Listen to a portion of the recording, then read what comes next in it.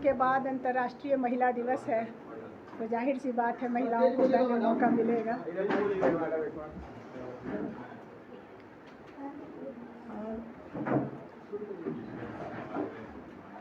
ये अंतर्राष्ट्रीय महिला दिवस से पहले हम लोगों का प्रेस कॉन्फ्रेंस हो रहा है और जाहिर सी बात है कि 8 मार्च को मोदी जी महिलाओं की बहुत बड़ी बात करेंगे, लेकिन पिछले 10 वर्षों में महिला सम्मान की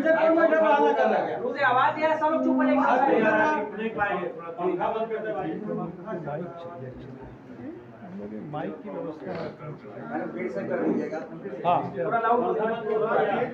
मैम आपका टेबल के क्लोज सर जाइए, आपका टेबल के क्लोज आ गया। अरे कोई अभी इधर कुर्सी में हिलाओ मत यार, एक बार जो करना है कर लो। एक हो गया। चलिए स्टार्ट। अंतर्राष्ट्रीय महिला दिवस है 8 तारीख को, आप सब लोग जान रहे हैं। आप सबों को, पत्रकार बंधुओं को भी इसकी बधाई। और जाहिर सी बात है कि अंतर्राष्ट्रीय महिला दिवस को हमारे देश के प्रधानमंत्री महिलाओं के सम्मान की बहुत बड़ी बात करेंगे, लेकिन हम सब लोग देख रहे हैं कि जिस तरीके से मोदी जी के शासनकाल में पिछले 10 वर्षों में महिलाओं पर जितने हमले हुए हैं, ये सत्ता में आए थे ये कह करके कि बहुत हुआ नारी पर वार, अब की बार मोदी सरकार, पहली बार इनका यही नारा था। लेकिन ठीक इसके विपरीत इन 10 वर्षों में महिलाओं पर वार ही वार होते रहे हैं और वो आप तमाम लोग जान रहे हैं, चाहे वो महिला खिलाड़ियों का मामला हो, वो मणिपुर का मामला हो, BHU का हो, बिहार के भीतर भी हम लोगों ने लगातार ऐसी घटनाएं देखी हैं जिसमें ताकतवर लोग शामिल रहे हैं और उसके खिलाफ सरकार बिल्कुल चुप रही है। और सबसे बड़ी बात कि ये जो इन्होंने कहा कि हम महिला वंदन के नाम पर इन्होंने महिला आरक्षण बिल पास किया, कानून बनाया, वो कानून लागू करने की कोई स्थिति ही नहीं दिख रही है, वो भी एक जुमलेबाजी की तरह है। तो हम ये उम्मीद करते हैं कि इस बार 8 मार्च को अगर मोदी जी महिला सम्मान की कोई बात करें तो सबसे पहले वो घोषणा करें कि इस बार के लोकसभा चुनाव में वो महिला आरक्षण कानून को लागू करेंगे। वो इस बात की घोषणा करें कि बृजभूषण शरण सिंह जैसे अपराधियों को कहीं से कोई राजनीतिक संरक्षण नहीं मिलेगा और उसको न वो टिकट देंगे बल्कि उसकी गिरफ्तारी हो, और ऐसे तमाम बलात्कारियों को जो राजनीतिक संरक्षण देने वाले लोग हैं उन राजनीतिक संरक्षणों के खिलाफ वो बात करें। तो सत्ता में महिलाओं की भागीदारी बढ़े, जो देश के निर्णय लेने वाली संस्थाएं हैं, नीति निर्धारक संस्थाएं हैं, उन संस्थाओं में महिलाओं की भागीदारी बढ़े, उनकी पहुंच बढ़े, ये आज समय की ज़रूरत है। और हम उम्मीद करते हैं कि अगर मोदी जी महिला सम्मान की बात करें तो सबसे पहले ईमानदारी से इन प्रश्नों पर वो बोलें।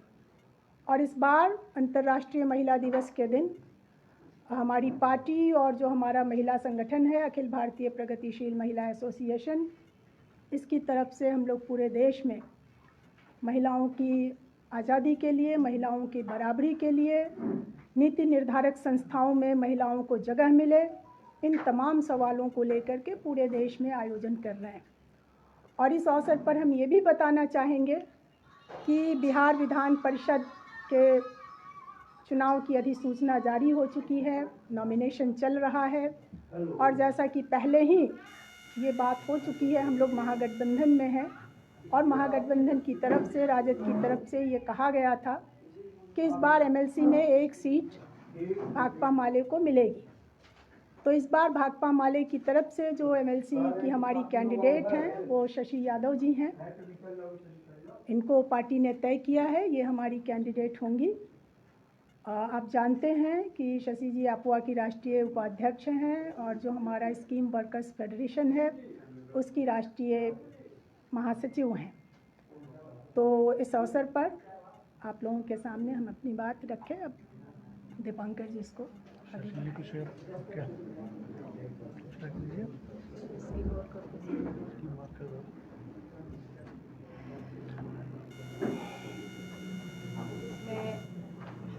स्कीम मतलब ये 8 मार्च के संदर्भ में जो आज मतलब महिला दिवस का चल रहा है, तो आप देख रहे हैं कि पूरे देश स्तर पे ही जिस तरह से हमारे प्रधानमंत्री महिलाओं को लेकर के बहुत बड़ी बड़ी बातें कर रहे हैं और करेंगे भी, मगर जो श्रमिक महिलाएं हैं पूरे देश स्तर पे आज स्कीम वर्कर जो बड़े पैमाने पे आज वो हेल्थ का सेक्टर हो, शिक्षा का सेक्टर हो, तो इन तमाम सेक्टरों में या कल्याण विभाग हो, बड़े पैमाने मतलब 90% आज महिलाएं इन सेक्टरों को संभाली हुई हैं।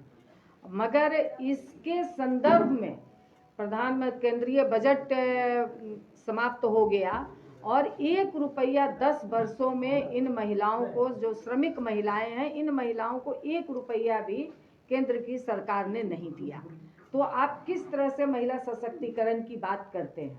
क्योंकि यही महिलाएं आज जमीनी स्तर पे, तमाम गांव स्तर पे आपको हेल्थ विभाग की रीढ़ कही जाने वाली आशा कार्यकर्ता हो, कल्याण में आंगनबाड़ी जो बच्चों को पोषण देती हैं वो महिलाएं हैं, जो स्कूल में बच्चों को पोषण देती हैं, उन महिलाओं को 1 रुपये जो कि केंद्रीय योजना के तहत सब लोग काम करती हैं, आपने मतलब न्यूनतम अगर इनका मंथली आप देखेंगे तो 6,000 रुपये भी ढंग से नहीं कमा पाती हैं।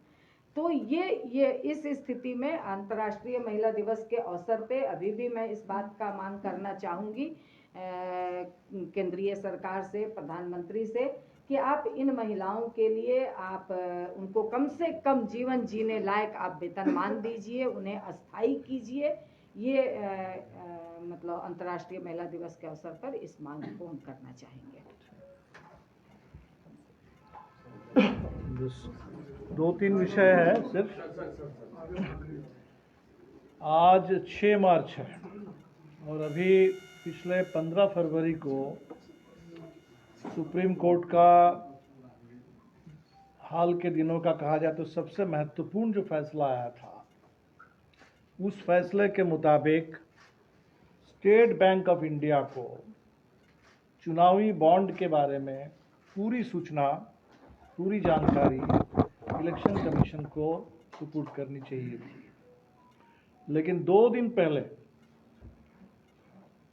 स्टेट बैंक ने सुप्रीम कोर्ट के पास अभी ये गुजारिश की है कि स्टेट बैंक को सिर्फ 22,217 चुनावी बॉन्ड, इसकी पूरी जानकारी देने के लिए आज के ज़माने में जहां डिजिटल बैंकिंग का ज़माना है, डिजिटल इंडिया का ज़माना है, तो स्टेट बैंक को 30 जून तक का समय चाहिए।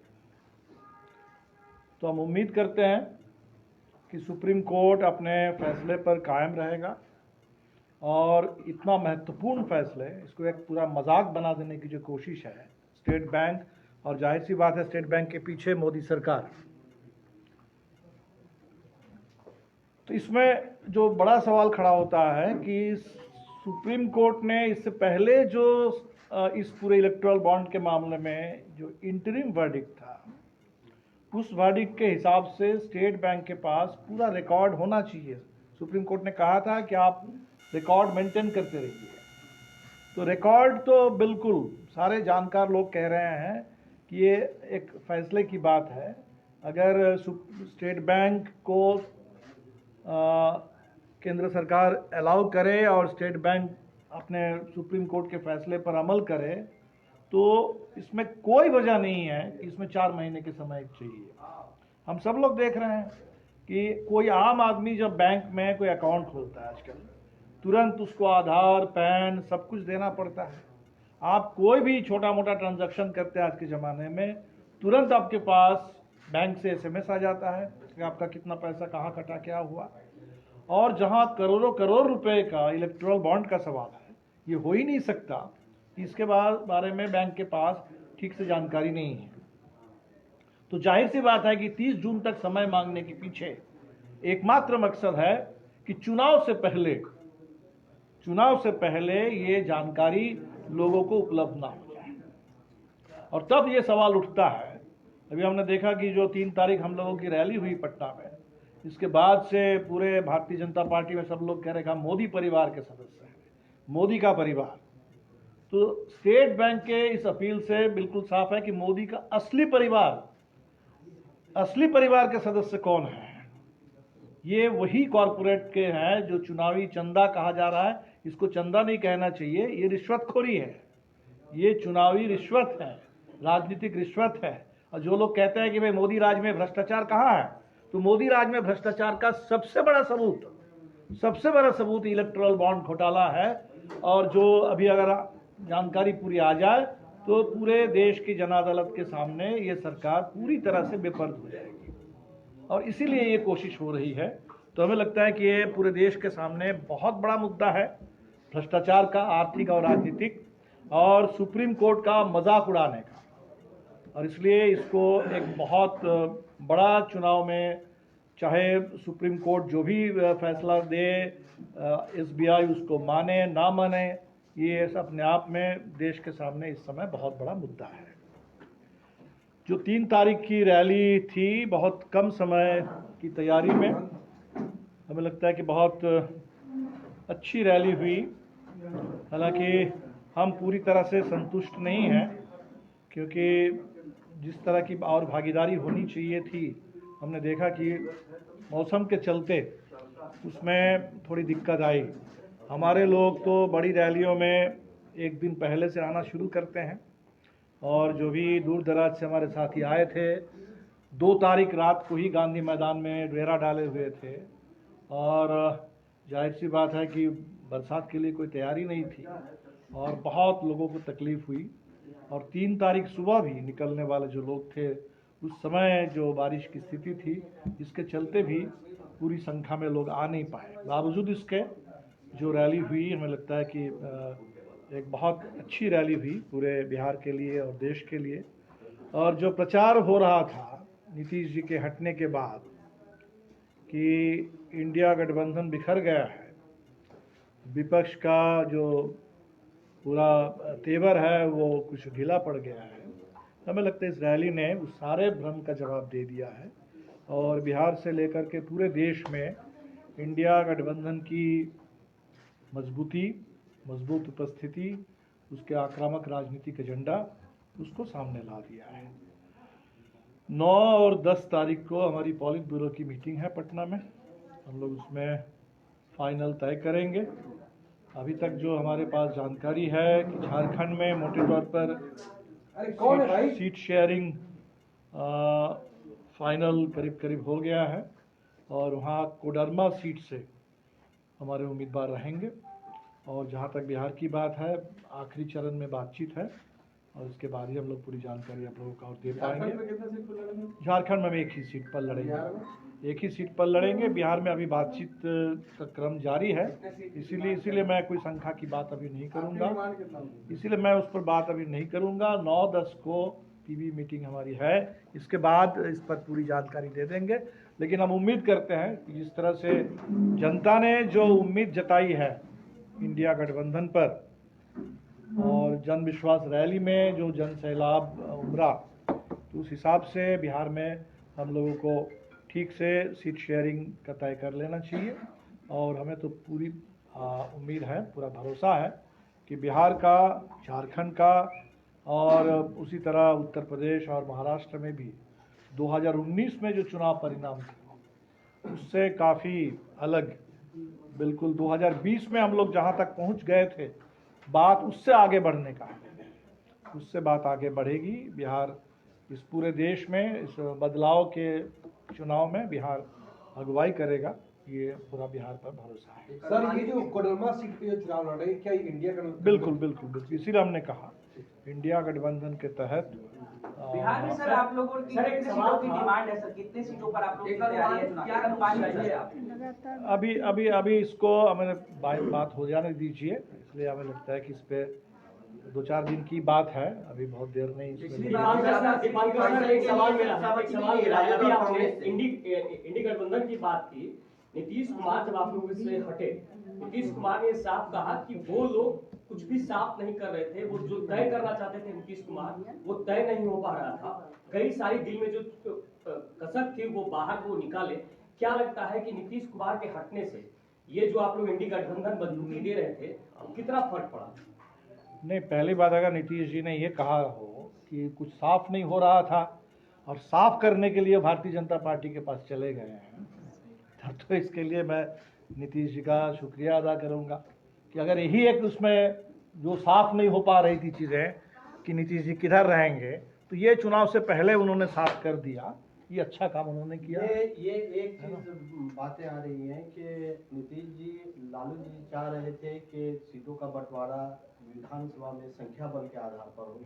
नीतीश जी चाह रहे थे कि सीटों का बंटवारा लोकसभा की सीटों के संख्या बल के आधार पर हो। तो क्या उसी टसल की वजह से नीतीश जी क्या बाहर निकले? नहीं, उस वजह से क्यों बाहर निकलेंगे? उस वजह से क्यों बाहर निकलेंगे? अगर वो तय करके आए थे कि भाई हमने बहुत झेल लिया है भारतीय जनता पार्टी को, एनडीए में रह करके अब झेलना मुश्किल हो रहा है और संभव नहीं है, इनफ इज़ इनफ, ये कह करके अगर नीतीश जी चले आए थे तब तो उनको ही सोचना चाहिए। बाकी तो इधर जो बात थी, यहाँ कोई बात नहीं थी। अगर 16 सीट उनके पास 16 सांसद थे तो 16 सांसद एनडीए के बतौर जीते थे, एनडीए गठबंधन के हिस्से के रूप में। किसी दूसरे गठबंधन में जब आए तो नए सिरे से बात होगी, जाहिर सी बात है। इसलिए वो ये पुरानी बात छोड़ दीजिए। अब हमें नहीं लगता है नीतीश जी अब कोई एजेंडा नहीं है। क्या नीतीश जी, आप लोगों को लग रहा है कि नीतीश जी कोई इंडिया गठबंधन के लिए अब कोई एजेंडा है, या आप पता नहीं, आप लोगों के पास ज्यादा जानकारी होगी। कि नीतीश जी बार बार आरोप लगाते हैं कि वहां पर सीटों के बंटवारे में देरी हुई और कोई भी बातें तय नहीं हो रही थी। वो हर इलेक्शन इस बात को दोहराएंगे, तो उसका आप लोग जवाब दीजिएगा ना कि वो रीजन क्या था? ये रीजन क्या था तो नीतीश जी जवाब देंगे, हम लोगों को थोड़ा ही कोई जवाब देना है इस पर।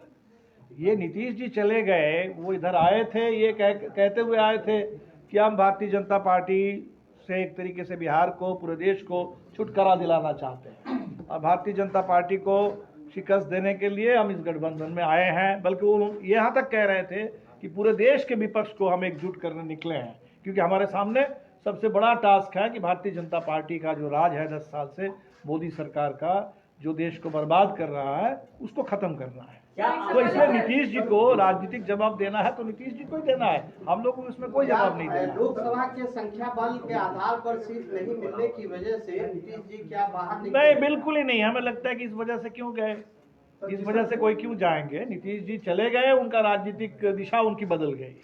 राजनीतिक दिशा क्यों बदली, इसका जवाब नीतीश जी। अब आपको लगता है कि नीतीश कुमार दोबारा आ सकते हैं मई 2024? नहीं, ये तो इसमें तो मुझे लगता है कि तेजस्वी जी ने सही सवाल खड़ा किया कि मोदी जी जो इतनी गारंटी की बात करते हैं, क्या नीतीश जी की गारंटी लेंगे? इसलिए हम तो इस पे कोई कुछ कहने वाले नहीं अभी आपने कहा कि जिस तरह से मोदी में लोग कह रहे हैं कि मोदी के आगे परिवारवाद लगा दिए हैं, तो लालू जी भी तो भरी स्टेज पे जनविश्वास रैली के दिन तेजस्वी जी को और तेज प्रताप जी को हाथ उठा के कहे कि ये हमारे बेटे हैं और आगे चुनाव लड़ेंगे, तो उन्होंने भी तो परिवारवाद किया है। नहीं, आप कैसे देखते हैं? नहीं, हमें लगता है कि अगर बेटे हैं तो है, बिल्कुल फैक्ट है। तो इसमें परिवारवाद का क्या हुआ? और ये हम तो ये कह रहे हैं कि भारतीय जनता पार्टी जो पूरे देश में अभी मोदी परिवार, तो मोदी परिवार के असली लोग कौन है? मोदी परिवार ये क्यों छुपाना चाहता है? ये जो कॉरपोरेट में जो 100 करोड़, हजारों करोड़ भारतीय जनता पार्टी को देने वाले लोग, इनके ऊपर क्यों पर्दा डालना चाहता है? मोदी जी एक तरफ कह रहे हैं कि पूरा देश हमारा परिवार है, इस देश के सारे बेरोजगार नौजवान हमारे परिवार के ही सदस्य हैं, इस देश के सारे किसान जिनके ऊपर गोली चल रही है, जिनको दिल्ली में आने नहीं दिया जा रहा है, जिनके सामने बैरिकेड है, वो सारे किसान जो ठगे जा रहे हैं, एमएसपी नहीं मिल रहे हैं, वो सब उनके परिवार। वो कह रहे हैं कि मैं अपने परिवार के लोगों को इस तरीके से ठग रहा हूँ। ये ठीक है, बता रहे हैं, लेकिन इनके बारे में क्यों नहीं बता रहे?